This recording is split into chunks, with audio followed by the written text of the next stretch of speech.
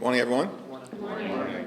Today's inflation numbers of 3% year over year confirm what hardworking American taxpayers already know, that Donald Trump and Republican policies are making life too expensive in the United States of America.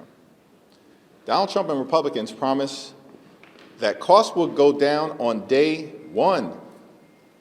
But costs haven't gone down in the United States of America. Costs are going up. Inflation is up, the highest number since January of this year.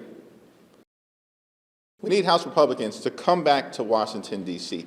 End your 4-week vacation. Enough already. We as Democrats, House Democrats, Senate Democrats, are ready to sit down anytime, any place with anyone here at the Capitol or over at the White House to negotiate a bipartisan agreement, reopen the government so we can pay our hardworking federal employees, while at the same time we need to decisively address the Republican health care crisis. It's crushing people all across the country. Meanwhile, Donald Trump and Republicans on Capitol Hill are nowhere to be found, have zero interest in actually addressing this issue. That's a shame. But Republicans in the House and the Senate, from the very beginning of the Trump presidency, haven't functioned like they are a separate and co-equal branch of government. What we've seen from Republicans in the House and the Senate is that they behave like a wholly owned subsidiary of Donald Trump and the Trump cartel. That's how they behave. A reckless rubber stamp for Donald Trump's extreme agenda, even when they're hurting their own constituents, because that's what our position has been. And I said this directly to the president with Johnson and Thune right next to me.